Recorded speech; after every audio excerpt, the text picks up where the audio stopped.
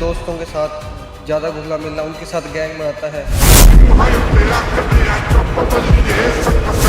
कौन है जिम्मेदार? देखिए सच्चाई का अनोखा कमाल। छोटी छोटी लड़कियां भी अभद्र अश्लील कपड़े पहनकर अश्लील गानों पर डांस करती हैं। समाधान भी होगा, बदलेंगी राहें, युवाओं की नई उम्मीदों की जगेंगी बातें। ना जाने काल की कर डारे किस ਵਿੱਚ ਟਲ ਜਾ ਪਾਸਾ ਵੇ ਜਿਨ੍ਹਾਂ ਦੇ ਸਿਰ ਤੇ ਮੌਤ ਖੁਰਕਦੀ ਉਹਨਾਂ ਨੂੰ ਕਿਹੜਾ ਹਾਸਾ ਵੇ। झूठे गुरु बना रहे शिकार, युवा बन रहे नास्तिक बार बार। आचार्य प्रशांत जी के अगर विचार सुने जाएं तो उनके जो युवा चपेट में है तो वो नास्तिकता की ओर जा रहे हैं सारे के सारे। युवा पत्रकार वैभव अवधिया ने उठाई ये बात, युवाओं के हक में हिक ठोक के करी बात। गुजारिश है पूरी वीडियो देखें, तभी समझ आएगी पूरी बात। भरोसा है भविष्य का, युवा देश का गुमान है। इन्हीं के हौसले से हर सपना आसान है, मगर अफसोस आज ये हाल हो गया है। युवा का सपना जैसे धुंध में खो गया है। कहते हैं युवा देश की ताकत होते हैं, लेकिन आज वही ताकत कमजोर पड़ रही है। नशे का जहर जो उनकी रगों में दौड़ रहा है, उनके सपनों को चूर चूर कर रहा है। एक वक्त था जब युवाओं की पहचान उनके जोश और जुनून से होती थी, लेकिन आज उनकी पहचान बन गई है महंगी गाड़ियों का दिखावा, ब्रांडेड कपड़ों का घमंड और सोशल मीडिया पर लाइक्स पाने की होड़। अश्लीलता जो कभी समाज के कोने में छिपी रहती थी, अब खुलकर उनके विचारों को जहरीला कर रही है। मोबाइल और इंटरनेट के अंधेरे में उनकी मासूमियत कहीं खो गई है। पढ़ाई और मेहनत की जगह अब पार्टी और शॉर्टकट्स ने ले ली है। दर्शकों, आज की इस प्रस्तुति में हमने वीडियो को 3 हिस्सों में बांटा है। पहला हिस्सा है स्थिति, यानी आज के समय में युवाओं की हालत क्या है। दूसरा हिस्सा है कारण, जिसमें हम जानेंगे कि ये समस्याएं क्यों उत्पन्न हो रही हैं। और तीसरा हिस्सा है उपाय, यानी इन समस्याओं को हल करने के लिए क्या कदम उठाए जा सकते हैं। अब आइए इस महत्वपूर्ण विषय पर गहराई से चर्चा शुरू करते हैं। नमस्कार, मैं युवा पत्रकार वैभव अवधिया। आज मैं आया हूँ सतलोक आश्रम धूरी, संगरूर, पंजाब में। दोस्तों, संत रामपाल जी महाराज जी के सतलोक आश्रमों में समागम चल रहे हैं। उसी की विशेष कवरेज के लिए हम आज आए थे सतलोक आश्रम धूरी में। यहाँ पर कुछ युवा वर्ग भी आए हुए हैं, युवा लोग आए हुए हैं, और इन सभी से आज हम कुछ बातचीत करेंगे। जब युवा इकट्ठा हुआ है और युवा पत्रकार इकट्ठा हुआ है, तो जब भी बातचीत करने में आनंद आएगा। तो दर्शकों, इस वीडियो के अंत तक बने रहें, क्योंकि आज हम युवा की स्थिति के बारे में जानकारी प्राप्त करेंगे। युवा किस स्थिति में जा रहा है, युवा किस दिशा में जा रहा है, और युवा का भविष्य क्या है, उन सभी विशेष मुद्दों पर हम बातचीत करेंगे। तो आज हमारे साथ सभी सतलोक आश्रम में जितने भी आए हुए हैं युवा वर्ग के पीढ़ी लोग आए हुए हैं, उनसे बातचीत करेंगे। नमस्कार जी। नमस्कार जी। अच्छा, पहले तो ये बताओ कि आज का युवा वर्ग किस स्थिति पर, किस कगार पर खड़ा है। आज का युवा वर्ग जो है वो बहुत ही, जैसे टाइम वेस्ट कह लो, उनको कोई फ़र्क नहीं पड़ रहा हम किस दिशा में जा रहे हैं। और जैसे इंटरनेट पे काफ़ी चीज़ देख रहे हैं, रील्स बना रहे हैं, उनको करियर का कोई टेंशन नहीं है। उनको जैसे भक्ति का जो नास्तिकता की तरफ जा रहे हैं, उनको कुछ भी फ़र्क नहीं पड़ रहा हम किस दिशा में जा रहे हैं। ठीक है, तो आपके कहने का मतलब ये है कि इंस्टाग्राम पे रील वगैरह ये सब, उनको कोई अपने ज़िंदगी के मायनों का मूल उद्देश्य नहीं पता है। हाँ जी, अब आप बताएं कि आज का युवा वर्ग, आप तो खड़े होते हैं अपने दोस्तों के साथ, सभी के साथ में, तो आपको क्या लगता है युवा वर्ग कौन सी कगार पर, क्या स्थिति है युवा? देखिए, मैं आपको जनरली बताता हूँ। जैसे कोई बच्चा है, वो 10 साल का होता है, तो वो समझता है कि मेरे माता पिता, मेरे पेरेंट्स सब कुछ है, मतलब वो वही उसकी दुनिया है। जब वो 20 साल की उम्र में आता है, तो अपने दोस्तों के साथ ज़्यादा घुलना मिलना, उनके साथ गैंग बनाता है। और जब वो 30 उम्र का, 30 साल का होता है, तो वो थोड़ी सी ज़्यादा स्थिति क्लियर होती है। तो वो ये जानता है कि मेरे पेरेंट्स को बहुत कुछ पता है जो मेरे को पहले नहीं पता था। जो 15 से 25 साल की एज है ना, ये बहुत खतरनाक एज है। इसमें आपका ब्लड भी यंग है, आपके हार्मोन्स भी पीक लेवल पे है। ठीक है, तो जो मैंने आपको बताया गैंग बनाता है लड़का, तो उस गैंग का कोई मुखिया भी चुनता है वो, तो वो उसको जो दिशा देता है वो बहुत गलत है। क्योंकि इसमें जो पेरेंट्स, उसके साथ इतना कनेक्शन अच्छा नहीं बन पाता, तो उसको प्रॉपर गाइडेंस मिलती नहीं है। तो ठीक है, मैं आऊँगा आपके पास में। 2 पॉइंट हमें बताए गए हैं। एक तो इंस्टाग्राम के ऊपर जो है कि रील बनाए जा रहे हैं, अनावश्यक चीज़ों में उलझे जा रहे हैं, और दूसरा गैंग बनाकर और उल्लड़बाजी करना। अब बहनों से भी मत जान लेते हैं। नमस्कार जी। नमस्कार जी। अब आप बताएं कि महिलाओं में जो युवा वर्ग है मतलब कि वो कौन सी स्थिति पे खड़ा हुआ है? युवा में आजकल ये है कि वो ना किसी की इंटरफेरेंस पसंद नहीं कर रहे। जैसे अगर उनके माँ बाप हैं, उनको अच्छा गाइड कर रहे हैं, जैसे वो अपने फ्रेंड्स के साथ ड्रग्स करना, इन सब चीज़ों के ऊपर जा रहे हैं। अगर उनके पेरेंट्स बोलते हैं कि ये चीज़ें गलत, आप ये मत करो, अपने करियर पे फोकस करो, स्टडी पे फोकस करो, वो इस चीज़ के ऊपर नहीं आ रहे। उनको ये लगता है कि हमारे पेरेंट्स तो ऐसे ही बोलते रहते हैं, ये तो ऐसे ही बोलते हैं, इनको क्या पता ज़िंदगी क्या है। ठीक है, वो अपनी फ्रीडम चाहते हैं। जैसे गर्ल्स है, वो उनको ये है कि हम जैसे मर्जी घूमे, जितनी देर तक मर्जी आए, हमारे पेरेंट्स की इंटरफेरेंस नहीं होनी चाहिए। हम पेरेंट्स के साथ जहां मर्जी जाएं, कोई हमें रोके ना टोके ना, हम जो मर्जी करें, हमें फुल आज़ादी होनी चाहिए। चलिए, इंटरफेरेंस तो हो गई, और क्या क्या मूल्य बातें हैं जो अभी स्थिति है बहनों की? हाँ जी, नमस्कार जी। सर, मैं ये कहना चाहूँगी कि सबसे जो मेन आजकल मेरे को अभी देखने में लगता है कि जो फैशन है और आजकल की जो युवा पीढ़ी है, लड़कियां हैं, आप देखोगे इंस्टाग्राम, फेसबुक, कहीं भी आप रील्स खोलो, छोटी छोटी लड़कियां भी अभद्र अश्लील कपड़े पहनकर अश्लील गानों पर डांस करती हैं। अब उनके माँ बाप भी उनको सपोर्ट करते हैं। बिल्कुल। किस लिए? पैसों के खातिर। ठीक है, और देख देख के हम हमारे बच्चे भी या हमारे साथ के जो बहन भाई है, हर युवा पीढ़ी पे हर एक के पास मोबाइल है। ठीक है, वो कहीं ना कहीं रील्स देखता है, तो उस पर उसका बैड इफेक्ट पड़ेगा ही। वो देखते हैं तो हम समाज में देखते हैं कि भी लड़कियां हैं, किसी को भी कपड़े के लिए, या फिर हम कहीं फेसबुक पे कहीं पे पोस्ट भी डाल देना भी यार हमें ढंग के कपड़े पहनने चाहिए, तो हर कोई, आप कमेंट में जाओ, ऐतराज करता है।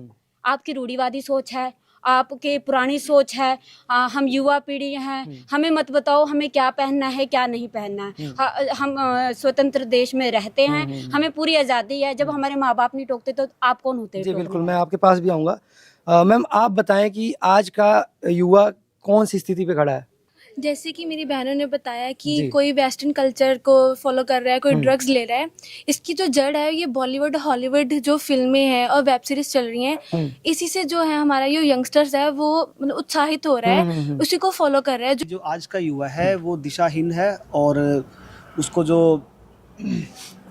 अभी जो उसको गाइडेंस की बहुत ज़्यादा कमी है, और वो नकली गुरुओं के चपेटे में आने के कारण, नकली जो उनके टीचर हैं जो मतलब उनको सही तरीके से गाइड नहीं कर पा रहे, और वो कुछ मानना नहीं चाह रहा, तो मतलब कुल मिला के दिशाहीन है और अध्यात्म से दूर है। तो आज का युवा वर्ग क्या नास्तिकता की ओर बढ़ रहा है, ऐसा क्या लगता है आपको? हाँ, बिल्कुल नास्तिकता की ओर बढ़ रहे हैं। जैसे अभी आचार्य प्रशांत जी के अगर विचार सुने जाएं तो उनके जो युवा चपेट में है तो वो नास्तिकता की ओर जा रहे हैं सारे के सारे। मगर फिर नास्तिकता की ओर आचार्य प्रशांत ही क्यों, ऐसा क्या कारण है, बताएं, आप बताएं। नहीं, अकेले एक का हम नहीं कह सकते, और भी जो धर्मगुरु है, जग्गी वासुदेव जी है, उन्होंने जो है राम जी पे उन्होंने जो टिप्पणी की है वो, और भी कह लो जो दंदन सतगुरु सच्चा सौदा का सरसा संतराम रहीम जी है, उन्होंने भी युवा को नास्तिकता की ओर कोई कसर नहीं छोड़ी, मतलब भक्ति से हटा के उन्होंने म्यूजिक पे लगा दिया। अच्छा, नाच गाने पे लगा दिया, बिल्कुल सही। और भी हम देखते हैं धर्मगुरु, मतलब उन्होंने क्या भी उनको पब्लिक इकट्ठी करने का शौक नहीं, मेरे ख्याल से नाच गाना गलत नहीं है, खुशियां मना रहे हैं अपने हिसाब से, वो उनकी तो खुद की फ्रीडम है ना। हाँ, सिंपल सा मीनिंग है नाचने गाने का। मान लीजिए आप सड़क पे ट्रैवल कर रहे हैं, आपके साथ कोई दुर्घटना हो जाती है, आप शादी में जा रहे हैं, नाचने गाने जा रहे हैं, आपके साथ कोई दुर्घटना हो गई, तो कहाँ रह गया, कितना रह गया नाचना गाना? सिंपल सा क्वेश्चन है ना। हमने लाइफ के बेसिक मीनिंग को नहीं समझा ना। हमारे लाइफ का बेसिक मीनिंग क्या है? मोक्ष प्राप्त करना, किसी पूर्ण संत की शरण में। मतलब आपके कहने का मतलब ये है कि युवा वर्ग कहता है कि भी खाओ पियो मौज करो, मगर वो अपने जीवन के मूल उद्देश्यों को नहीं समझ रहा है, राइट? एक्चुअली क्या है कि वो कुछ टेम्परेरी, कुछ शॉर्ट टर्म्स बेनिफिट के लिए, जैसे एक नशा ही ले लीजिए आप, नशा भी एक शॉर्ट टर्म बेनिफिट है। मतलब उनको लगता है टेम्परेरी हमारे को माइंड को रिलैक्स मिल गया नशा करके, या कुछ ऐसा शॉर्ट टर्म पार्टी करके हमारे को मजा आ गया, तो उन सब चीज़ों के चलते हुए वो जो हमारा लॉन्ग टर्म बेनिफिट है उसको इग्नोर कर रहा है। नहीं, पार्टी के बारे में अगर जैसे आप कह रहे हैं, तो क्या बर्थडे पार्टीज और दिवाली पार्टीज, होली पार्टी जैसे करते हैं, तो ये क्या खत्म कर देना चाहिए? कौन जवाब देगा इसका? जी बिल्कुल खत्म कर देना चाहिए। हाँ, बोले। क्यों? क्योंकि इससे क्या है, देखो पहली बात तो ये है, बर्थडे आ रहा है हमारा, हम तो एक साल एक मौत की तरफ पहुंच गए हैं, तो उसका क्या खुशी मनानी? मौत की तरफ जाने का हम मतलब एंजॉय कर रहे हैं कि हम मौत की तरफ जा रहे हैं। ठीक है, आपका क्या मत? इसका यही है कि जो बर्थडे भी मनाते हैं तो उसमें क्या करते हैं, केक मुंह पे लगा देते हैं। एक मैंने एक वीडियो आई थी, वो केक मुंह पे लगाया, उसमें उसका जो फेस है वो पूरा खराब हो गया था। एक और न्यूज आई थी, केक खाने से किसी की डेथ भी हो गई थी। ठीक है, तो क्या हुआ, वो उसी अपने बर्थडे वाले दिन ही मर गया, तो क्या फायदा हुआ बर्थडे मनाने का। होली पे क्या करते हैं, कीचड़ उछालते हैं, ये नहीं देखते कोई बुजुर्ग है उसके ऊपर रंग गंदा सा उछाल रहे लगाया। एक रील भी आई थी, एक न्यूज ही आई थी, उसमें ये दिखाया गया था कि एक बुजुर्ग साइकिल पे जा रहा है और दो युवा मोटरसाइकिल पे जा रहे हैं और उसके ऊपर रंग फेंक रहे हैं। इसका क्या मतलब हुआ, और किसी बुजुर्ग को परेशान करे, वो बेचारा पहले बड़ी मुश्किल से चल रहा है। सही बात इतनी तो अक्ल होनी चाहिए ना हमें। बिल्कुल बिल्कुल तो आपका दिमाग किस ओर जा रहा है, आपको कोई गाइडेंस करने वाला नहीं है, आपको जो समझ ही नहीं रहे हो, आप तो बड़े बुजुर्गों की कदर ही भूल गए, उनका रिस्पेक्ट नाम की चीज ही भूल गए हो कि रिस्पेक्ट किस चीज को बोलते हैं, रिस्पेक्ट कैसे होती है किसी की। चलते लोगों के ऊपर कुछ भी फेंक देना, ये चीजें हमारे को शोभा थोड़ी देती हैं। जी जी। ये हमारा समाज अलाउ थोड़ी ना करते, इतनी भी फ्रीडम नहीं है। दोस्तों, इन सभी के बातचीत से एक ही निष्कर्ष निकल रहा है कि हमारे भारत का युवा भविष्य है, मगर आज का युवा एक गलत रास्ते पर चल पड़ा है। नशे का प्रभाव, बढ़ता प्रभाव, अश्लीलता का बोलबाला और बड़ों का आदर न करना, ये सभी चिंताजनक मुद्दे बन चुके हैं।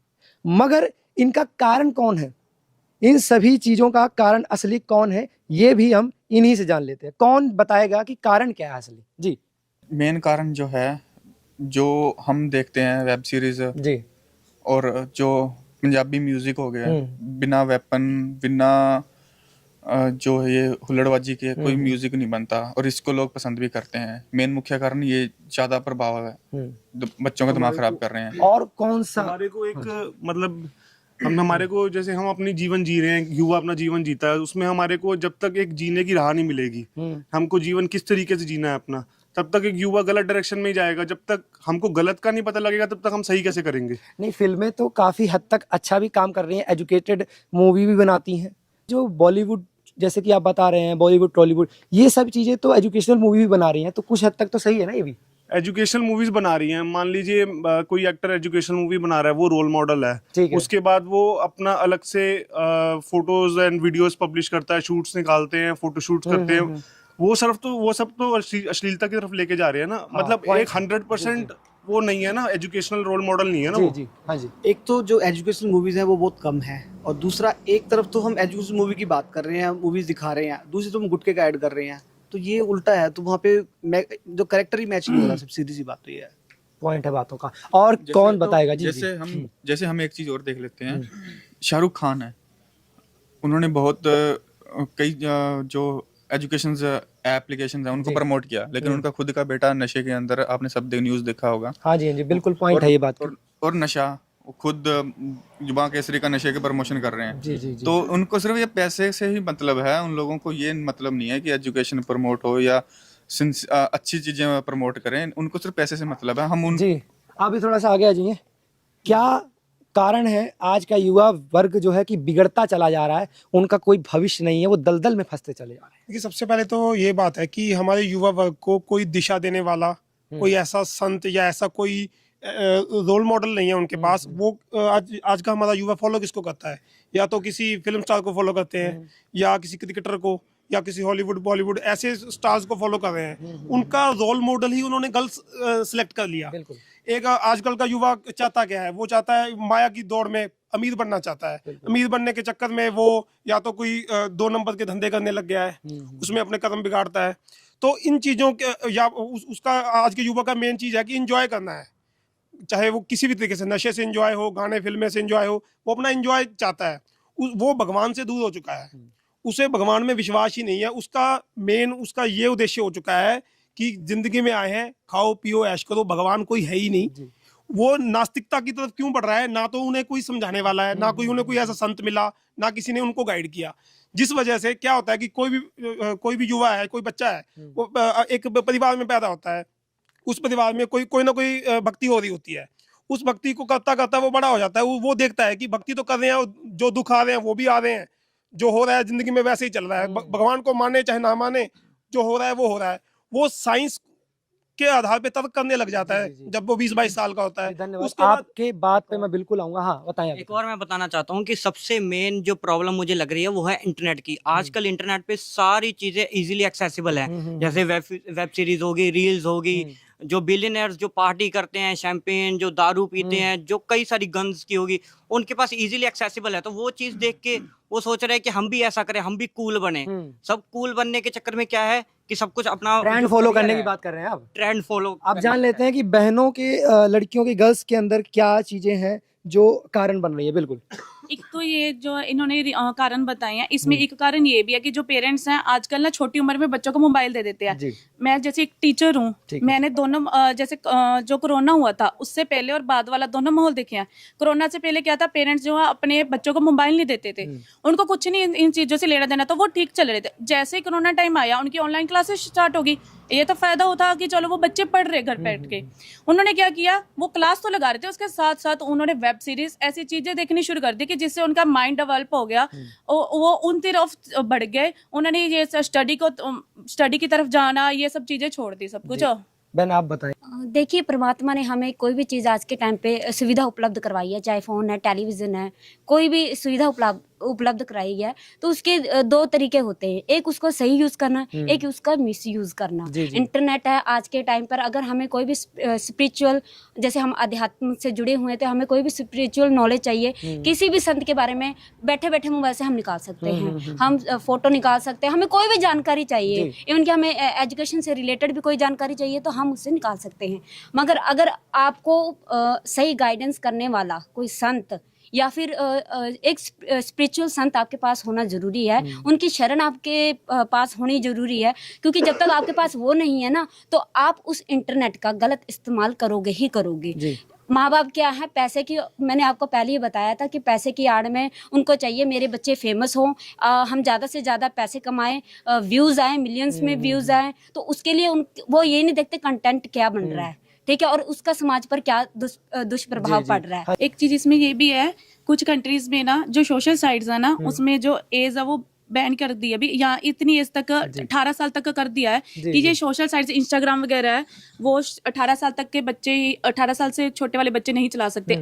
जो इंडिया है वहाँ पे तो सारे ही चला रहे हैं आजकल तो।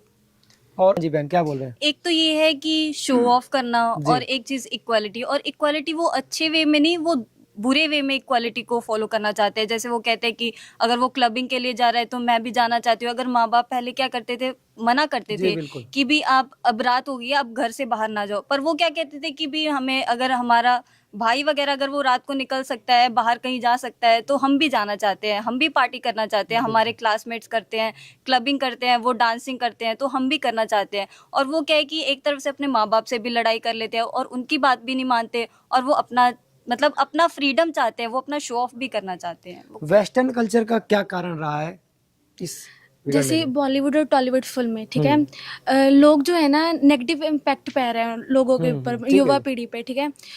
दे think they are looking like a just cool, but they don't know they are really a big fool by doing all this things, ठीक है।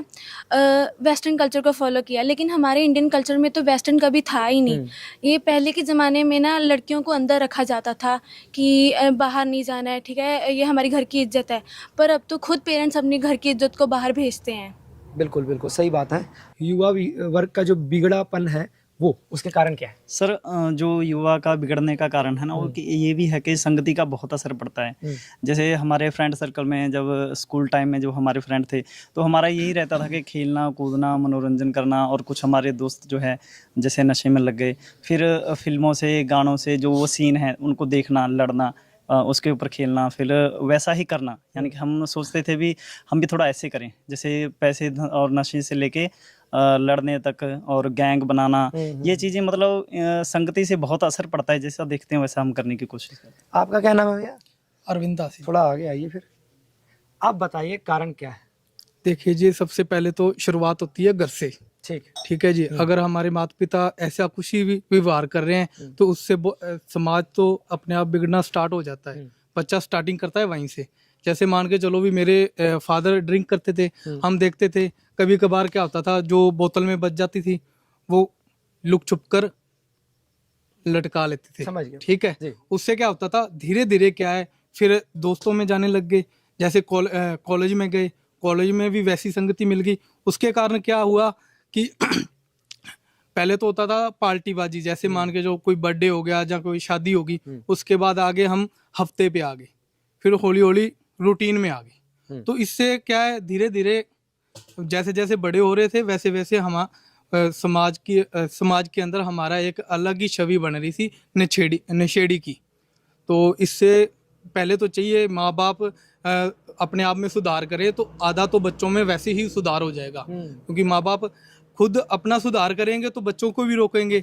अगर माँ बाप खुद नशा कर रहे हैं तो वो बच्चों को रोकेंगे कैसे? बिल्कुल सही बात है। बच्चों को सिर्फ वो इतना ही कह सकते हैं कि बेटा पार्टी में गए हो तो संभल के आना, नहीं तो वहीं रुक जाना। मेरे हालात ये थे, मेरी मम्मी भी यही कहती थी कि कहाँ पार्टी पे हो तो वहीं रुक जाना, रात को मत आना, वहीं रुक जाना। तो मेरी तो यही गुजारिश है भी माता पिता को पहले अपने आप को सुधार करना चाहिए। बच्चे ऑटोमेटिक नशे के ऊपर पे चरम सीमा पर पहुंच चुका है नशा, युवा वर्ग, इस पर क्या कहना चाहेंगे? देखिए नशे में तो है ही आज का युवा, जब मिसगाइड होगा और एजुकेशन की कमी रहेगी उसको और जो अध्यात्म से दूर होगा तो नशे में तो जाएगा ही ना, क्योंकि नशा तो सबसे पहले ही है। अब हमारे हर पूरी कंट्री में, विदेशों तक में भी जो नशा है ज़्यादा छाया हुआ है, तो ये तो होगा ही होगा अगर वो इन चीज़ों से दूर रहता है तो। जी। आजकल बच्चों को ऐसे टारगेट्स दे देते हैं जो बच्चे टारगेट्स पूरे नहीं कर पाते। और जब क्या वो टारगेट्स हैं? जैसे कि किसी को स्पोर्ट्समैन बनना है तो स्पोर्ट्समैन का उसको एक टारगेट दे दिया, बच्चा नहीं बन पाता, तो उसके बाद जब बच्चा मिसगाइड हो जाता है, नेगेटिविटी में चला जाता है, तो उसके बाद वो नशों में चला जाता है। और हाँ, मतलब कि कुछ पेरेंट्स बोलते हैं कि बच्चा सीए बनना चाहिए या कुछ और बनना चाहिए, तो उसके बाद वो जब नहीं बन पाता तो फिर वो वहाँ से भी उसकी दिशा जो है वो एक्चुअली पेरेंट्स को बच्चा डिप्रेशन में चला जाता है। वो अपने माँ बाप की जो उनसे उम्मीदें हैं उन पे खरा नहीं उतर पाता, तो वो डिप्रेशन में चला जाता है। तो वो क्या करता है, तो वो नशों की तरफ जाता है। तो उन चीज़ों का बहुत इफेक्ट पड़ रहा है आज की युवा जनरेशन। हाँ जी बहन, आप क्या भाइयों ने बताया कि युवा बुरी तरफ जा रहा है, उसका एक रीजन ये है कि जब पहले की बात थी, 10 साल की पहले बात करें, तब पूरी फैमिली एक साथ बैठती थी। अगर घर में 4 पर्सन है तो वो चारों के चारों एक साथ बैठते थे, मम्मा पापा भाई बहन वो साथ में बैठ के खाना खाते थे। खाना खाने के बाद वो स्कूल में पूछते थे, बेटा क्या हुआ, आपके साथ क्या हुआ, कुछ बुरा तो नहीं हुआ, कब हुआ।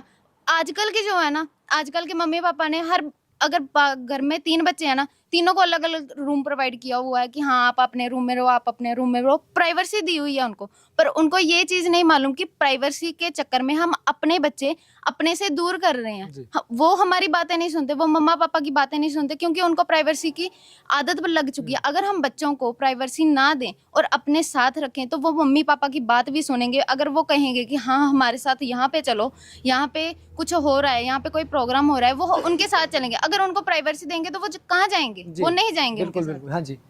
जैसे कि ने कहा कि फैमिली की बात कही, तो आज अगर 5 फैमिली मेंबर है तो 5 के पास फोन है, चाहे उसकी एज कितनी भी है, और सब एक एक कोने में अपना मोबाइल लेके बैठे हुए हैं।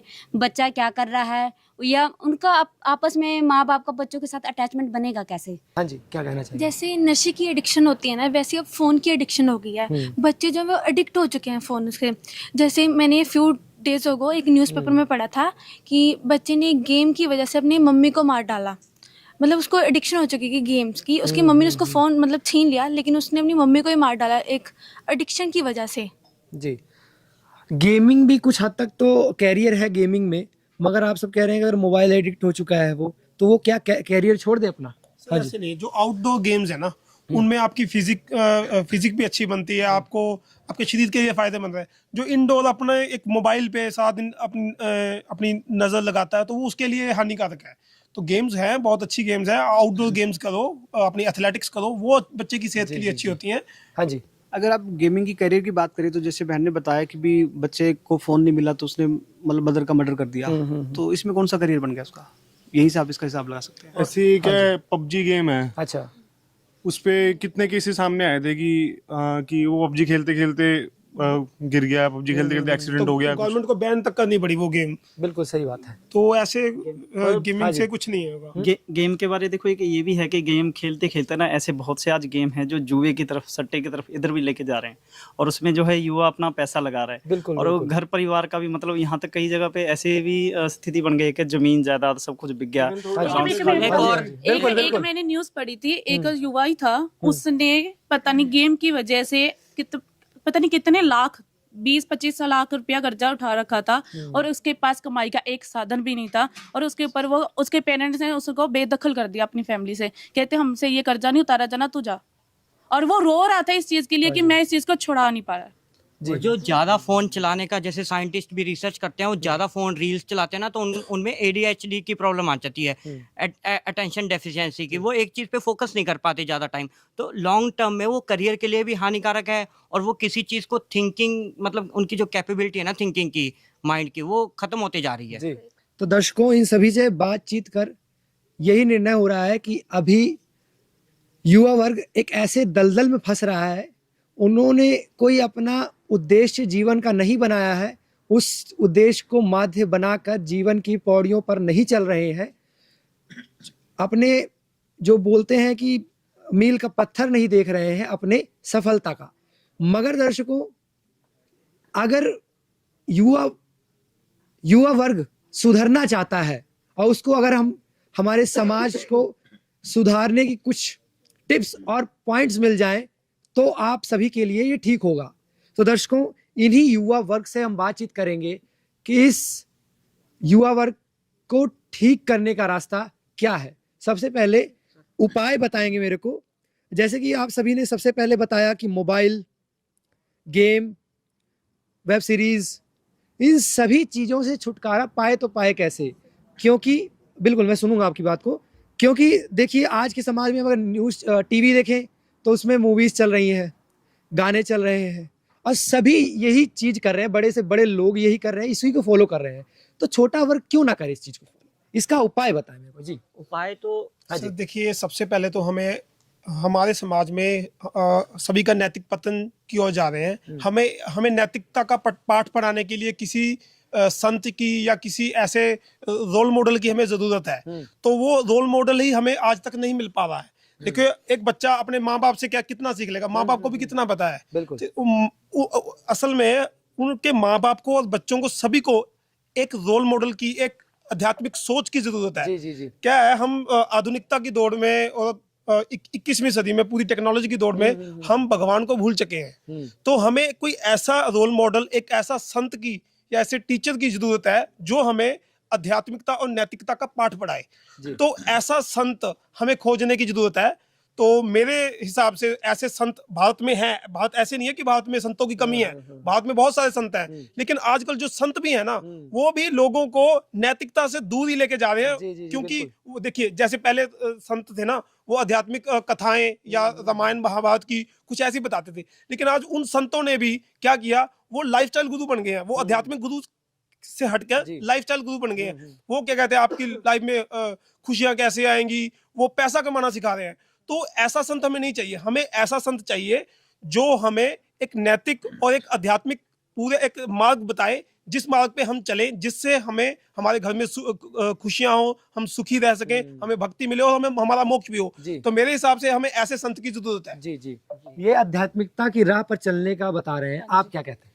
सर, इसके ऊपर चलना बहुत ज्यादा जरूरी है। जैसे हमें ही देख लिए, हम लोग संत रामपाल जी महाराज जी के शिष्य हैं। अगर हम संत रामपाल जी महाराज जी का सत्संग ना सुना होता, मैं अपना ही बता दूं, तो मैंने संत रामपाल जी महाराज जी का सत्संग ना सुना होता, उनका नाम, उनसे ज्ञान ना सुना होता, तो मैंने क्या करना था, मैंने भी वही कुछ करना था। मैंने भी ड्रग्स करने थे, मैंने भी वही फ्रीडम चाहनी थी, मैंने भी वही चीजें करनी थी, रील्स बनानी, यही चीजें मेरे अंदर भी आनी थी।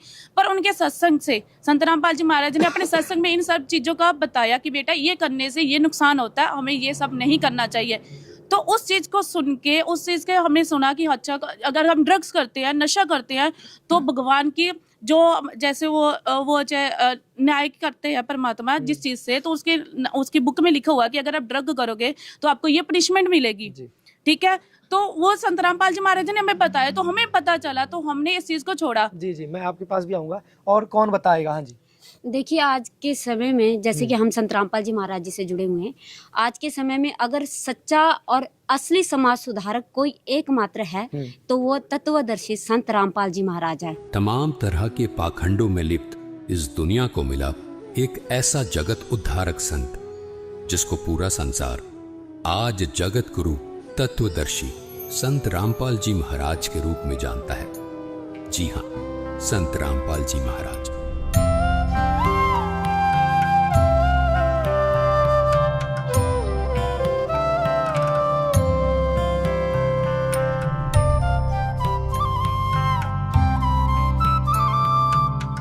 हाँ जी, ये मैं ऐसे ही हवाई बात नहीं कर रही। आप गूगल पर सर्च कर लीजिए, मोबाइल सबके पास ही है, तो संत रामपाल जी महाराज जी ने कितने सारे जो हैं एफर्ट लगा रहे हैं कि एक सबसे पहले हम अच्छे नागरिक बने, उसके बाद हम आध्यात्म की तरफ चले, अच्छे भगत बने और परमात्मा की प्राप्ति करें, मोक्ष की प्राप्ति करें। तो अच्छे नागरिक कैसे बनेंगे? अच्छे नागरिक तो ऐसे बनेंगे ना भी कोई नशा ना करता हो, कोई मांस मच्छी ना खाता हो, कोई व्यभिचार ना करता हो, कोई लूट चोरी खसूट ना करता हो।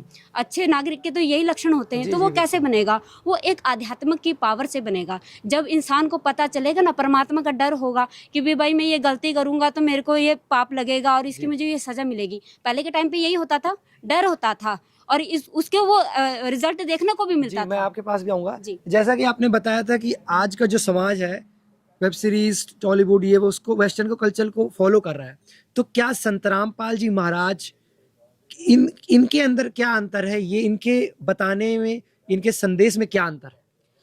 संत रामपाल जी महाराज ये बताते हैं कि आध्यात्मिकता जो है वो सबसे ज़्यादा ज़रूरी है।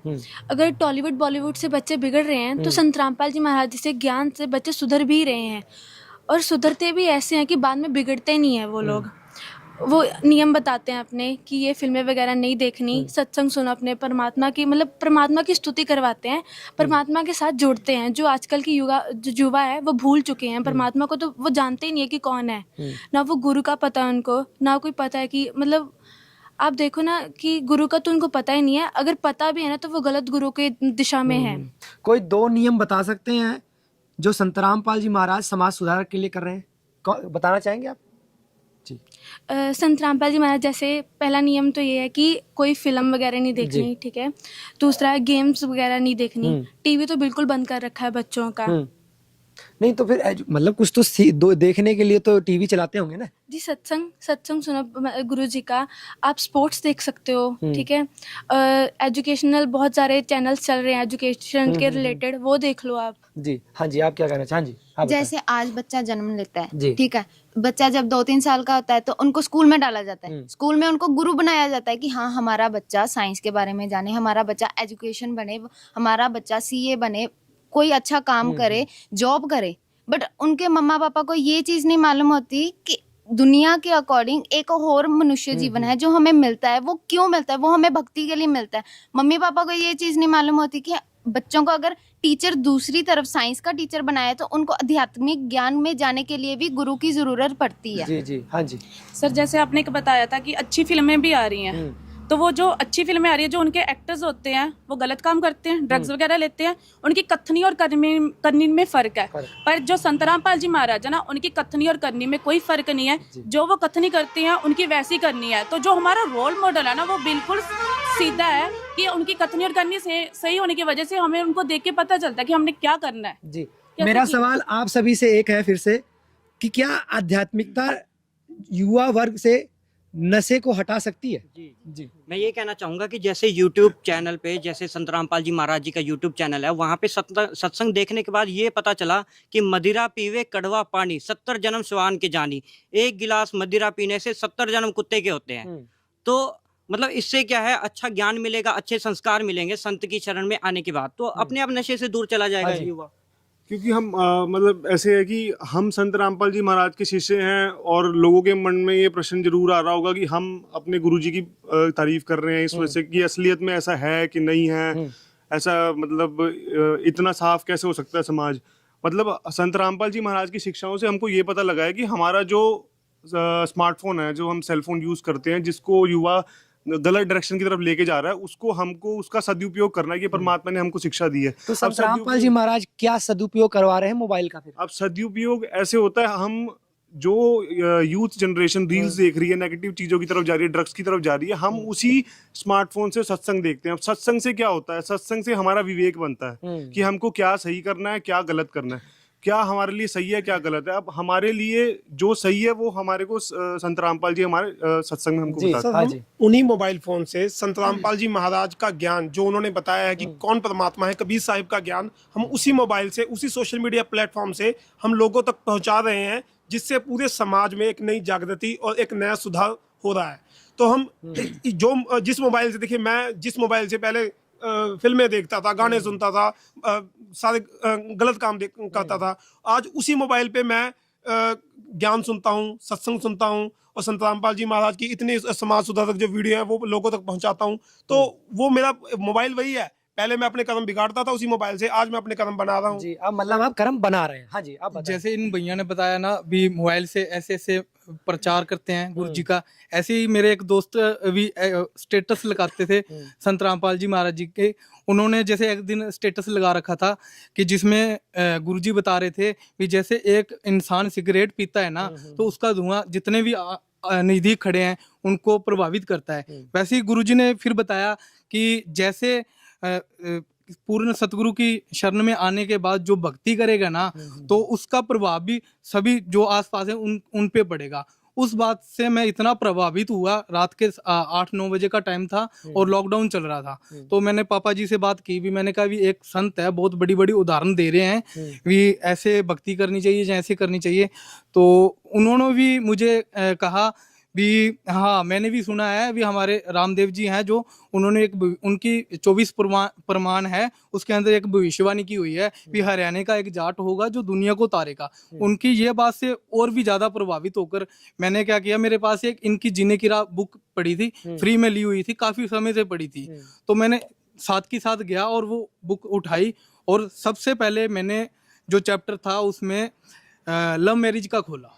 अच्छा, ठीक है, क्योंकि एक युवा वो स्थिति वैसी थी जिस स्थिति में मैं था, तो मैंने सोचा भी पहले इस चैप्टर से ही स्टार्ट कर लेते हैं भी इसमें ऐसा क्या है भी इन्होंने ये टाइटल दे रखा है। तो मैंने उस टाइटल को पढ़ा और उसके बाद मैंने वो पन्ना नंबर खोला, मैं पूरे का पूरा वो सारा के सारा पढ़ दिया, लव मैरिज का टॉपिक पढ़ दिया। और मैंने जब वो टॉपिक पढ़ा तो मुझे लगा भी ये तो कोई अलग ही बात है। ठीक है, अभी हम किस ओर जा रहे हैं, ये संत हैं किस ओर लेके जा रहे हैं। तो उनकी बातों को देखकर मुझे ऐसे लगा भी ये पुस्तक पूरी पढ़नी चाहिए। अच्छा, और मैं उस दिन तो रात को सो गया और सुबह उठा, सुबह उठते मैंने सारी मेरी कॉलेज की जितनी भी क्लासें थी मिस कर दी। अच्छा, और बुक को स्टार्टिंग से सुबह से स्टार्ट किया और जो जो बातें उस बुक में जीने की राह में मैंने देखी वो जिंदगी में मैंने कभी भी नहीं सुनी थी और ना ही पढ़ी थी। ठीक है, वेद शास्त्र का तो मुझे का भी नहीं पता था। जो उस जीने की राह पुस्तक से मुझे एक जीने की राह पड़ी और मैं देखो नशे की ओर जा रहा था। मेरा लाइट और डीजे का काम था, उसमें क्या होता था डेली ड्रिंकिंग वाला काम मेरी हैबिट बन चुकी थी। अच्छा, उस हैबिट से, उस लॉकडाउन ने मुझे उस हैबिट से निकाल लिया और मैंने लॉकडाउन में गुरुजी से नाम दीक्षा ली। उसके बाद वो दिन है 2020 25 मई का, उसके बाद आज देख लो आज तक नशे को हाथ तो लगाने की बात दूर है, किसी को मैंने ठेका भी नहीं बताया है। क्या बात है सर। इसके अलावा देखिए संत रामपाल जी महाराज नशे के अलावा संत रामपाल जी महाराज रिश्वत लेने के लिए भी मना करते हैं। मैं एक सरकारी गवर्नमेंट जॉब में हूँ, हमारे डिपार्टमेंट में आप सभी सरकारी डिपार्टमेंट में सभी लोग पैसे लेते हैं, पैसे के बिना काम नहीं होता। लेकिन मुझे अब 7 महीने हो गए हैं मुझे गवर्नमेंट जॉब मिले को, तो मेरे साथ वाले कहते हैं तू क्यों पैसे नहीं लेता। तो मैं संत रामपाल जी महाराज ने ऐसी शिक्षा दे रखी है कि आपने किसी का 1 रुपया नहीं लेना, रिश्वत नहीं लेनी, मैं सिर्फ अपनी सैलरी में गुजारा करता हूँ। ठीक है ना जी। तो ये शिक्षा सिर्फ नशे ही नहीं, संत रामपाल जी मेरी शादी हुई है बिल्कुल किसी ना कोई दहेज, बगैर किसी दहेज की हुई है। तो ये सारा ऐसा नहीं, संत रामपाल जी ओवरऑल पूरा समाज सुधार में हर फ्रंट पे। आप एक पॉइंट को मुख्य तौर से रख रहे हैं कि जीने की राह बुक, जीने की राह बुक, जीने की राह बुक, उसमें ऐसी और कौन सी विशेष बात, जैसे इन्होंने तो प्रेम प्रसंग का रखा, आपने रिश्वतखोरी रखा, और कौन से विशेष महत्वपूर्ण पॉइंट्स हैं जिनको युवा पढ़कर सुधर सकता है आप कौन बताएगा? हाँ जी। देखिए, जो पुस्तक का नाम है जीने की राह, जी। तो उसमें नाम से ही क्लियर होता है कि जीने की राह, उसमें जीने का रास्ता है सारा, जिसमें नशे के बारे में हो गया और युवा वर्ग जो लव मैरिज के चक्कर में और चक्करों में है, तो उनसे वो किस तरीके से वो बच सकता है। और सबसे बड़ी बात है कि ये बात तो और भी बताते हैं कि संत रामपाल जी की बात क्यों मानी जाती है या उनकी बात का ही क्यों प्रभाव होता है। देखो, संत रामपाल जी के वर्ड्स में पावर है और उनके जो मंत्र वो देते हैं उनके अंदर शक्ति है, उनसे ये चेंजेस आते हैं। और आज के युवा को अगर सही दिशा पकड़नी है तो उसके लिए पहले तो उनके पेरेंट्स को अध्यात्म को समझना होगा और फिर बच्चों को समझाना होगा, इस रास्ते पे आना होगा। उनकी जो एनर्जी वेस्ट हो रही है युवाओं की, उस एनर्जी को सही दिशा देनी होगी, जैसे उसको वो अध्यात्म की तरफ आए। अगर वो जो अपना जोर और बाहर लगाते हैं, नशे में लगाते हैं, तो वो यहाँ पर जैसे सत्संग समागम होते हैं, इनके अंदर सेवाएं करें, अपने दूसरे भाई बहनों को जागृत करें, मतलब दिशा पलटेगी जिससे उनके अंदर जो है आत्मिक शांति का भी उनको अनुभव होगा। तो जैसे अभी अगर देखा जाए तो आज का युवा सोचता है कि परमात्मा नहीं है या नास्तिकता की ओर जा रहा है। देखिए, गुरु नानक देव जी थे, वो भी युवा उम्र में थे जब वो इस रास्ते पर आए और आज उनका कितना नाम है, मतलब भक्ति के मार्ग में। और कितने युवा ऐसे भी हैं जो सिर्फ नानक जी की शिक्षाओं से, क्योंकि वो कबीर साहब के शिष्य रहे हैं, कि उनसे प्रभावित हुए हैं। मतलब कि आपके कहने का मतलब है कि जैसे आज के समय में युवा किसी भी सेलिब्रिटी को उठा के देख ले, वो अश्लीलता को बढ़ा रहे हैं, उनके लिए रोल मॉडल वो है। मगर आपके कहने का मतलब ये है कि भक्ति लाइन में, भक्ति लहर में गुरु नानक देव जी रोल मॉडल रहे हैं। हाँ, बिल्कुल रोल मॉडल रहे हैं और कबीर साहब रोल मॉडल हैं सभी उसमें, क्योंकि जो संत होते हैं वो सूर में भी होते हैं। तो संतों का जो है, आप जितना भी इतिहास उठा के देखोगे, जितने भी ग्रंथ उठा के देखोगे, वहाँ पे संतों का ही जो है गुणगान किया गया है। और वो संत जब वो जो कि या तो माता एक वाणी है परमात्मा की, या तो माता भक्त जने या दाता या शूर, नहीं तो रह ले बांजली क्यों व्यर्थ गवावे नूर। तो इसका मतलब क्या है, मैं जान सकता हूँ?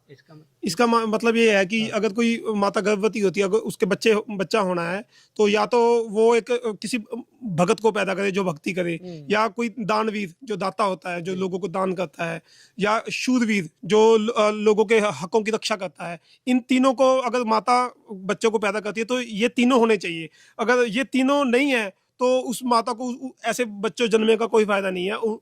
तो इसका ये मतलब। बहुत बढ़िया जवाब आप सभी का।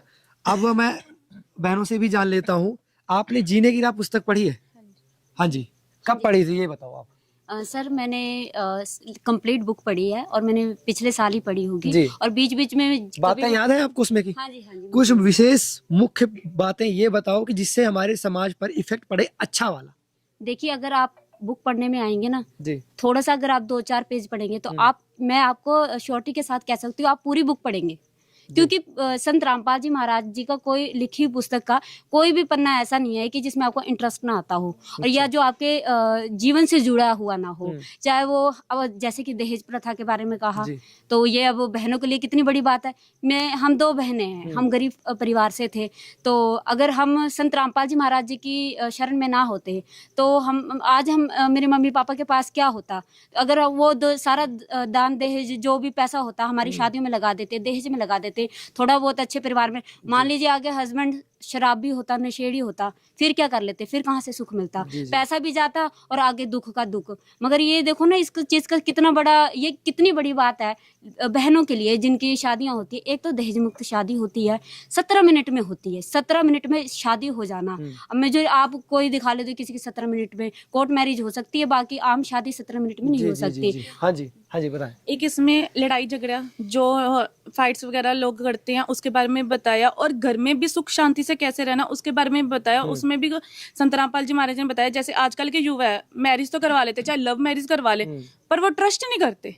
वो क्या करते हैं, ट्रस्ट नहीं करते, एक दूसरे के ऊपर शक करते रहते हैं, फिर डिवोर्स या मर्डर ऐसी चीजें भी आती हैं। ये न्यूज बहुत आ रही है आजकल। चीजें जीने की राह बुक में लिखी हुई है। हाँ जी, जीने की राह बुक में ये लिखा हुआ है कि अगर आपकी मैरिज हो गई है तो आपको एक दूसरे के ऊपर ट्रस्ट करके चलना चाहिए। और ऊपर से संत रामपाल जी महाराज सास बहू को घर में कैसे रहना चाहिए उसके बारे में भी बताया हुआ है। मतलब हमने घर पे कैसे रहना है, समाज में कैसे रहना है, ऑल ओवर सब कुछ जीने की राह बुक में लिखा हुआ है। इसलिए तो हमारे रोल मॉडल ऐसे हैं, हमें घर रह के हमारा रोल मॉडल ऐसा है कि हम अच्छे से जी रहे हैं। जी, आप क्या नजरिया देखते हैं समाज को सुधारने के लिए? संत रामपाल जी महाराज जी ने बताया कि जो मनुष्य का जीवन है वो मोक्ष प्राप्ति के लिए है, और पुस्तक का नाम भी है जीने की राह। जी। तो इस पुस्तक में ये चीजें, ये बातें बताई गई है कि हमें जीवन कैसे व्यतीत करना चाहिए कि हमें मोक्ष की प्राप्ति हो। संत रामपाल जी महाराज जी ने बताया कि हमें जीवन सादगी से जीना चाहिए, कोई फैशन नहीं करना है, कोई हार श्रृंगार नहीं करना है, कोई लोक दिखावा नहीं करना है। और संत रामपाल जी महाराज जी ने वाणी भी कही है कि इस काया का गर्भ ना करियो, के काला के गोरा गोरा रे, बिना भजन कुछ काम ना आवे, चाहे इत्र छड़को चारों ओरा रे। तो इसका मतलब क्या है कि आप चाहे हार श्रृंगार कर लो, चाहे कितना भी लोक दिखावा कर लो, चाहे आप पूरी बॉडी पे अमृत तो भी आप छिड़क सभी लो। क्या मेकअप नहीं करते मतलब? नहीं जी नहीं, हम हम ये क्या है कि टाइम वेस्ट है, इससे बढ़िया कि हम क्या है कि हम अपने सदग्रंथों को देखें और जीने की राह पुस्तक भी पढ़े, और उसके साथ साथ एक ज्ञान गंगा पुस्तक भी है जिसमें संत रामपाल जी महाराज जी ने पूरा एक एक शास्त्र, जो हमारे जितने भी हिंदू धर्म के हैं, सिख धर्म के हैं, मुस्लिम धर्म के हैं, सभी जितने भी शास्त्र हैं उसका एक एक प्रमाण के साथ बताया हुआ है कि सही भक्ति साधना क्या है, पूर्ण परमात्मा कौन है और मोक्ष का रास्ता क्या है। और जीने की राह पुस्तक में ये है कि हमें जीवन कैसे व्यतीत करना है ताकि हम मोक्ष के रास्ते को। जी बहन, आप क्या कहना? हाँ जी। जैसे मेरी बहन ने बताया कि आजकल की युवा भगवान की तरफ नहीं जा रही। मैं बाकियों की बात तो नहीं करूंगी, मैं खुद की बात करती हूँ। 9 महीने पहले मैं खुद ऐसी थी कि मैं सारा दिन टीवी लगाती थी, सॉन्ग सुनती थी, फिर काम करती थी। मेरा भगवान की तरफ बिल्कुल ध्यान नहीं था। मेरी मम्मा मंदिर जाती थी, मस्जिद जाती थी, मैं उनके साथ कभी भी नहीं गई क्योंकि मुझे इंटरेस्ट ही नहीं था कि क्या है गुरु है, क्यों है। मेरे मम्मा पापा ने भी गुरु बनाया हुआ था, मेरे को नहीं मालूम था कि गुरु होता क्या है। बट जब से संत रामपाल जी महाराज जी से जुड़ी हूँ, मुझे मैं वो दिन हो गया, 9 महीने होने आ रहे हैं, मैंने टीवी को हाथ तक नहीं लगाया। हाथ तब लगाती हूँ जब रात को 7:30 बजे साधना चैनल पर गुरुजी का सत्संग आता है, 8:30 बजे तक वो चलता है। उसके बाद थोड़ी बहुत न्यूज पापा के साथ बैठ के देखती हूँ कि हाँ दुनिया में चल क्या रहा है। उसके बाद गुरुजी का सिमरन करके रात को जल्दी सो के और जल्दी गुरुजी का उठ के उनके गुरुजी के बताए हुए ज्ञान को सुनते हैं, उनको सुबह की नित्यनेम करते हैं और अपना दिन की शुरुआत करते हैं। जी जी जी, हाँ जी। जैसे आपने मेकअप का पूछा, देखिए भगवान ने हमें इतना सुंदर शरीर दे रखा है, तो इसके ऊपर लिपा पोती करके इसको क्या बनाना चाहते हैं हम? जितनी मर्जी लिपा पोती कर लो, लास्ट में तो इसने मिट्टी में ही मिलना है। तो इसके ऊपर इतना मेकअप करके, मनी वेस्ट करके कोई फायदा नहीं है। आजकल क्या है, प्लास्टिक सर्जरी करवा रहे हैं, उसका क्या कोई फायदा नहीं है। ऊपर से उसका बॉडी के ऊपर साइड इफेक्ट्स होते हैं। जैसे बहन जी ने बताया कि ये सुंदर शरीर है, जो हमारे ग्रंथ में लिखा है कि 84 लाख जूनिया भुगत के एक मनुष्य शरीर मिलता है। तो क्या परमात्मा ने उसको अच्छा नहीं बनाया होगा? 84 लाख जूनिया कितनी होती है? एक सूक्ष्म शरीर मिल रहा है, क्या उसमें परमात्मा ने कोई कमी रखी होगी? ये मेकअप करके क्या फायदा, क्या है? Waste of time, waste of money. इतनी सारी ज्ञान की बातें कहाँ से लेके आते हो आप? ये ज्ञान की बातें मेरे को 9 महीने में संत रामपाल जी महाराज जी के सत्संग से हुई है। उनकी बताई हुई बानियों को, उनकी दी हुई बुक जीने की राह, ज्ञान गंगा, जो कि मैंने सिर्फ 3 दिन में ज्ञान गंगा पुस्तक जीने की राह बुक को पढ़ा था और मुझे ये सब नॉलेज हुई है। दर्शकों, बड़ी विचारणीय बातें हैं कि संत रामपाल जी महाराज जी की जीने की राह पुस्तक लोगों को सही राह दे रही है, युवा पीढ़ी को जो है कि एक जीवन का उद्देश्य दे रही है। और भी लोगों से हम बातचीत करेंगे कि समाज में आध्यात्मिकता का हमारे जीवन में युवा वर्ग की जीवन में और क्या क्या महत्व है। जी सर, संत रामपाल जी महाराज जी की शरण में जो भी हैं उनको सभी को ही पता है कि जब बच्चा 3 साल का हो जाता ना और थोड़ा सोचने समझने बोलने वाला हो जाता, आजकल हम जानते हैं छोटे छोटे बच्चे बहुत तेज हैं, अपने आप मोबाइल खोल लेते, चला लेते हैं। तो संत रामपाल जी महाराज जी ने कहा कि 3 साल जब बच्चा हो जाए और बोलने लग जाए तो उसको नाम दिला दो जी। क्योंकि हमें पता नहीं है कि गर्भ अवस्था से और कब हमारी मौत होनी है, कोई फिक्स तो नहीं है ना कि तभी मरना है। तो संत रामपाल जी महाराज ने 3 साल की उम्र में नाम दिला दो, परमात्मा के साथ जोड़ दो। उसके बाद धीरे धीरे जब उसे समझ आएगी, भक्ति करेगा, परमात्मा से जुड़ेगा, उसको ज्ञान होगा, उसको माहौल ऐसा प्रोवाइड करवाया जाता है। अच्छा, एक धारणा और भी है, मैं आप सबके पास भी आऊंगा कि भक्ति जो है कि युवा वर्ग जो है वो उसने धारणा ये बनाई हुई है कि जो भक्ति है वो बुढ़ापे में होती है। तो इसका जवाब कौन देगा? आप हाँ जी, थोड़ा आगे आए और जवाब इसका दें। एक शेर है कि फितूर होता है हर उम्र में जुदा, खिलौने माशूका रुतबा और खुदा। क्या बात। मतलब कहते हैं कि 40 से 45 एज के बाद भक्ति करनी चाहिए। पहले आप मतलब खिलौने से खेलते हैं, फिर थोड़े पैसे कमाते हैं, फिर शादी करते हैं, फिर थोड़ा समाज में नाम भी चाहेंगे, पॉलिटिक्स में जाना चाहेंगे, ठीक है।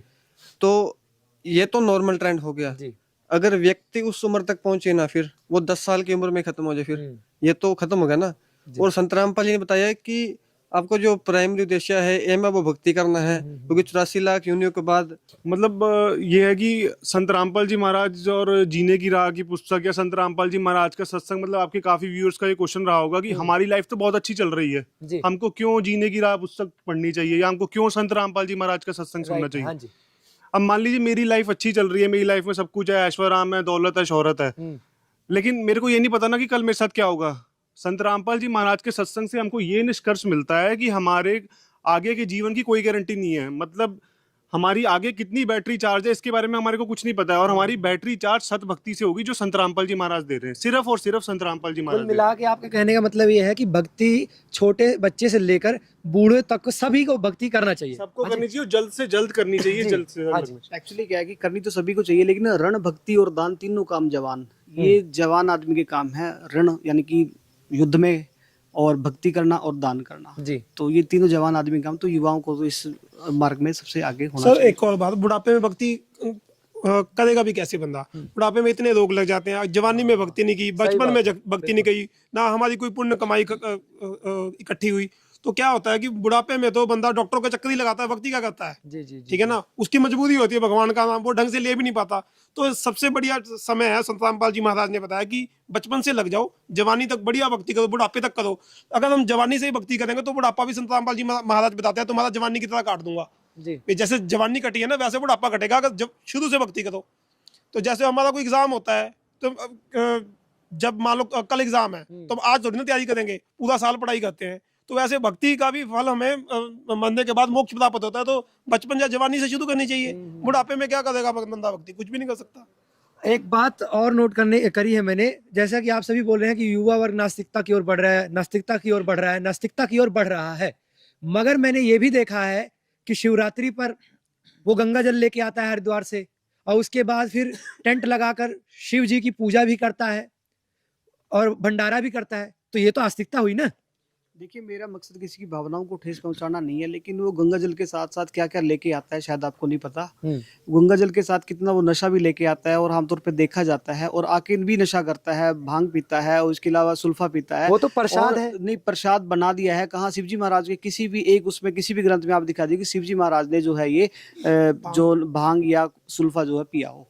ये बल्कि हमने खराब कर दिया, हम बदनाम कर रहे हैं शिवजी महाराज को भी, कि वो तो बहुत तगड़े योगी बताए गए हैं ग्रंथों में, उनके जैसा योगी तो कोई हो नहीं सकता, और यहाँ हम उनको एक नशे वाला व्यक्ति मतलब बता रहे हैं। तो ये गलत है, ये जो कर रहे हैं इस तरीके से। किसी कोई कावड़िया आते हैं, रास्ते में किसी कोई थोड़ा सा एक्सीडेंट होगा, कोई लग गया, तो वो लोगों की कारें तोड़ देते हैं। भक्ति से तो अधीन नहीं आनी चाहिए। जी जी, आप क्या कहना चाहेंगे? ऐसे तो ना ये हमारे समाज में मांस को भी प्रसाद कहते थे, भी जैसे लड़का हुआ है तो उसके लिए बलि देते थे, और उस प्रसाद को खाकर हनुमान जी के वहां मंदिर में भी जाते थे। जिस दिन वो खाया होता था ना, वो खाया है, और उस दिन मेला आ गया मंदिर में, तो वो खा के भी चले जाते थे, मांस खाकर हनुमान जी के मंदिर में चले जाते थे, कहते थे भी ये तो प्रसाद है, ये बाबे का चढ़ाया हुआ है। और आजकल ये भी इंटरनेट पे देखने को मिल रहा है कि जैसे युवा पीढ़ी जा रही है, तीर्थ स्थानों पे जा रही है, वो मत्था टेकने नहीं जा रहे, वो इतनी सारी भीड़ में जाके रील बनाने जा रही है। तो आजकल क्या है, वो आस्था को एक मतलब मनी मेकिंग मशीन कह लो, यहाँ पे वहाँ पे व्यूज ज्यादा आते हैं, तो उस तरह से ले लिया उन्होंने। जी आप सर, ये आस्था नहीं है, ये सिर्फ इंजॉयमेंट है, ठीक है। जो युवा मान के चलो कोई ना कोई बहाना ढूंढकर इंजॉयमेंट कर रहा है, भक्ति के नाम पर भी इंजॉयमेंट कर रहा है, ठीक है। जैसे हम हमारा लाइट और डीजे का काम है ना, तो उसमें क्या होता है कि जैसे जागरण वगैरह पे भी हमें लाइटिंग करनी पड़ती है, तो उसमें हिसाब लगा लो आप। अब आप सोचोगे वहां पे तो सारा ही आस्तिक है, जो जागरण में आया है वो सारी आस्तिक है, पर होता क्या है, वहां पे खा लिया, भोजन कर लिया, उसके बाद क्या होता है, एक आधा कोई जिस भी देवी देवता का जो भी जागरण होता है ना, उसके 2-4 शब्द गणेश के वो बोलकर उसके बाद स्टार्ट होता है फिर उनका एंजॉयमेंट। अच्छा, एंजॉयमेंट में क्या क्या करते हैं? एंजॉयमेंट में नाच गाना होता है, झांकियां निकाली जाती हैं, ठीक है। तो गाना तो भक्ति होता है ना, भक्ति गाना देखो जी, अब उसमें क्या कहते हैं, उन गानों की ट्यून तो फिल्मी होती है, फिल्मी होती है, और उसमें क्या है, बहनों को भी बहनें ही नाचती हैं, भाई नाचते हैं, ठीक है, एक तरफ। फिर झांकी आ जाती है, फिर उसके अंदर क्या है, दान के लिए भी प्रेरित किया जाता है। अब झांकी आएगी, अब बालाजी की झांकी आएगी, अब दिल खोल कर दान करना, बालाजी आपके भंडार भरेंगे। तो इसलिए वो सारा एंजॉयमेंट कर और पैसे को भी इकट्ठा कर लिया जाता है और उस भक्ति से उनको लाभ भी नहीं मिलता है, क्योंकि वो शास्त्र के विरुद्ध होती है, जैसे गुरुजी हमारे गुरुजी ने बताया है जी। हाँ जी, क्या कहना चाहेंगे आप? देखिए, जैसे आपने कावड़ का पूछा, जी। ठीक है, किसी की भावना को ठेस तो नहीं पहुंचाना चाहते, जी। पर हर साल जब कावड़ लेने जाते हैं तो कितने लोगों की मृत्यु हो जाती है। जी बिल्कुल। कितने एक्सीडेंट, रोड एक्सीडेंट में मर जाते हैं। क्यों मर जाते हैं? ठीक है, किसी भी तीर्थ स्थल पे जाते हैं, वैष्णो देवी का भी अभी आया था, बम फटा था। क्यों होता है? अगर उन देविया वो उनकी आस्था इतनी अच्छी है, वो उनके में इतनी पावर, तो उनको बचाते क्यों नहीं है? जी। हाँ जी। कबीर साहब जी की वाणी है कि नाचे गाए किन्हों ना पाया, जिन पाया तिन रोए, नाचे गाए हरि मिले तो कौन दुहागन होए। फिर तो सभी नाच ले, फिर तो भक्ति करे, ऐसी भक्ति हो मिल जाए तो फिर कौन जंगलों में जाए, कौन पहाड़ों में जाए। जी, जी, जी। तो ये जो ये परमात्मा की वाणी, और सबसे बड़ी बात इसका मेन कारण है जो ये नकली कथावाचक हैं, ये जो नकली धर्मगुरु हैं, जिनको अपने शास्त्र का कोई ज्ञान नहीं है, सिर्फ पैसे बटोरने के लिए, फेम बटोरने के लिए ये वो आडंबर करते हैं। 2-4 लोग इकट्ठे कर लिए, देखा देखी जनता, तो भीड़ लगी जाती क्योंकि उनको ज्ञान नहीं। जी जी, बहन बताए। जैसे कि सर आपने बुढ़ापे का सवाल पूछा था कि बुढ़ापे में भक्ति करनी चाहिए। जब मैं 7.5 years की थी तब मैंने गुरुजी से नाम दीक्षा ली थी। तो अब मेरी फ्रेंड्स मुझे बोलती है कि तुम अभी से भक्ति करने लगी हो, एंजॉय करो, हमारे साथ गाने नाचे गाओ, पार्टी करो। तो उनको मैं एक वाणी बोलना चाहूँगी। हमारे गुरुजी बताते हैं, ना जाने काल की कर डारे, किस विच टल जाए पासा वे, जिन्हां दे सिर ते मौत खुरकदी उन्हां नूं केड़ा हासा वे। जहाँ पे हमें पता ही नहीं है कि हमारी मौत कब हो जाए, हम वहाँ पे एंजॉयमेंट कर कैसे कर सकते हैं। ये तो सपने में भी नहीं सोच सकते। जी बिल्कुल बिल्कुल, विचारणीय बात है। हाँ जी। मेरे जो जैसे क्लासमेट्स होते थे, तो जब शिवरात्रि का टाइम आता था तो वो क्या कहते थे कि भी शिवरात्रि आ रहा है, हमें भांग पीने को मिलेगा। उनको ये नहीं है कि शिवरात्रि आ रहा है कि परमात्मा को याद करे, वो ये कहते हैं कि हमें भांग का प्रसाद मिलेगा। तो वो क्या है कि इसे एंजॉयमेंट में लेके जाते हैं। भक्ति के नाम पर ये नशा चल रहा है। नशा चल रहा है उनका। हाँ जी। जैसे बहन ने बताया कि बुढ़ापे में भक्ति करनी चाहिए, मैं अपनी ही बात करती हूँ। मेरे पापा थे, जब उन्होंने गुरुजी से नाम दीक्षा नहीं ले रखी थी, उन्होंने पहले श्री आशाराम जी को गुरु बनाया हुआ था। उन्होंने 2002 को उनसे नाम दीक्षा ली थी। तब से लेके अब तक, जब 21 जनवरी को उन्होंने गुरुजी से नाम दीक्षा ली, तब तक मम्मा पापा ने उनकी भक्ति में कोई कसर नहीं छोड़ी। उन्होंने बहुत भक्ति की, इतनी की कि कोई कर भी नहीं सकता शायद, मेरे ख्याल से जितना हम लोगों ने देखा। बट मेरी मम्मा बीमार रहे, मेरे पापा बीमार रहे, उनका कुछ भी नहीं था कि घर पे ठीक रहे। और अभी की बात बताती हूँ कि पापा बोलते हैं कि बुढ़ापे में भक्ति करनी चाहिए। मेरे पापा की 50 साल की उम्र है। वो क्या की बाइक पे जाते थे, तो अंधेरे में ना अचानक से सामने से ट्रक आ गया। तब उन्होंने गुरुजी से नाम दीक्षा ले रखी थी। ट्रक आ गया, उनको मालूम नहीं चला कि क्या हुआ, बट गुरुजी की इतनी दया रही कि ट्रक उनके पास से निकल गया। उनको पता भी नहीं चला कि मेरे साथ हुआ क्या है। अगर वो किसी और संत के साथ होते तो शायद आज मेरे साथ मेरे पापा नहीं होते। पर संत रामपाल जी महाराज जी ने मेरे पापा को बचाया है, क्योंकि उन्होंने ये नहीं सोचा कि बुढ़ापे में भक्ति करनी है। उन्होंने ये सोचा, मतलब आपके कहने का मतलब है भक्ति में शक्ति है। हाँ, भक्ति में शक्ति। सर देखो ऐसे है कि किसी चीज़ को पाने के लिए या उसके त्याग के लिए उसके बारे हमें ज्ञान होना जरूरी है। जैसे पैसे के बारे, धन के बारे ज्ञान है कि हमारी हर ज़रूरत को इससे पूरा कर सकते हैं, तो इसके लिए हम कितनी मेहनत करते हैं, रात जागते हैं, पूरी मतलब मेहनत करके पैसा कमाते हैं, हमारी ज़रूरतों को पूरा करते हैं। तो इसी प्रकार जो है युवा पीढ़ी मान लो या पूरा मानव समाज है, अगर उसको सुधारना है तो उसके लिए सबसे ज़रूरी ज्ञान है। क्योंकि आपने जितने भी सवालों के जवाब अभी भाई बहनों ने दिए हैं वो ज्ञान से दिए हैं, और ये ज्ञान कहाँ से मिला है? संत रामपाल जी महाराज जी से। और कोई भी संत इस प्रकार का ज्ञान ही नहीं दे रहा है कि वो आप उससे इस दलदल से निकल सको किसी भी बुराई से। और आपने ये भी सुना कि जो जीने की राह बुक है उसके बारे सभी भाई बहनों ने अपने विचार रखे। आपने पूछा भी इसमें ऐसा क्या क्या है, और सबने बताया कि कैसे वो भी निकले हैं, सुधरे हैं, या कैसा क्या क्या उसमें उन्होंने पढ़ा है, क्यों हम बदले हैं। हम सभी हैं, हमारे अंदर भी वही चीज़ें हैं जो हमारे समाज में बाकी लड़कों में या मान लो इस एज के जनरेशन में है, तो हम क्यों इस तरफ आए। तो जैसे हमारे जो गुरुजी का ज्ञान है ना, संत रामपाल जी महाराज जी का, वो ज्ञान ऐसा है कि आपको किसी भी दलदल से, बुराई से निकाल सकता है। अब जो जीने की राह बुक है, अब उसके अंदर कितना है भी बचपन से लेके बुढ़ापे तक के सफ़र के बारे में पूरे अच्छे से समझाया है कि किस एज में आपका क्या कर्तव्य है, आपको क्या करना चाहिए, आप और कर क्या रहे हो। चाहे वो देखो बच्चा है या जवान है, माता पिता की सेवा के लिए, रिश्वतखोरी, चोरी के लिए, या मान लो लूट मार के लिए, हत्याओं के लिए, ऐसी बहुत सी बुराइयाँ हैं समाज में। और सट्टेबाजी या कोई भी चीज़ है, तो इन चीज़ों को जब हमने जीने की राह को पढ़ा ना, तो जो संत रामपाल जी का महाराज का ज्ञान था ना, तो इसने हमें इस चीज़ से उबारा। क्योंकि हमारे फ्रेंड सर्कल में नशा करने वाले भी थे, और जो गैंग बना के लड़ना, मारना, पीटना, यहाँ तक कि टीचर की भी कोई रिस्पेक्ट नहीं है, उनको भी धमका देते थे कि ज़्यादा बोला तो बाहर देख लेंगे। तो ये क्या है भाई, हमें ज्ञान चाहिए ऐसा जो इस दलदल से, इस जो है ना एक युवा पीढ़ी गलत दिशा में जा रही है, वहाँ से निकाल सके। तो इसके लिए एक पूर्ण संत का होना बहुत जरूरी है जी। किसी और संत में ऐसी पावर नहीं है। तो मानव समाज और युवा पीढ़ी संत रामपाल जी महाराज जी की शरण में आके ही बदल सकती है, सुधर सकती है जी। लास्ट में, एंड में क्या मैसेज देना चाहेंगे? हम तो यही मैसेज देना चाहते हैं कि आप संत रामपाल जी महाराज जी का सत्संग सुने, उनका ज्ञान सुने। अगर आप संत रामपाल जी महाराज का सत्संग सुनना चाहते हैं तो हमारा प्ले स्टोर पे एक ऐप है संत रामपाल जी महाराज, वहाँ से डाउनलोड कर सकते हैं। एक यूट्यूब पे चैनल है स्पिरिचुअल लीडर, वहाँ से भी आप संत रामपाल जी महाराज जी के सत्संग सुन सकते हैं। अगर आप कोई भी जानकारी लेना चाहते हैं, बुक ऑर्डर करना चाहते हैं, तो हमारा नंबर है 8193819381। कौन सी बुक की बात कर रहे हैं आप? जीने की राह, ज्ञान गंगा, कोई भी बुक आप ऑर्डर कर सकते हैं जी। आप सभी ने बहुत ही सही जवाब दिए।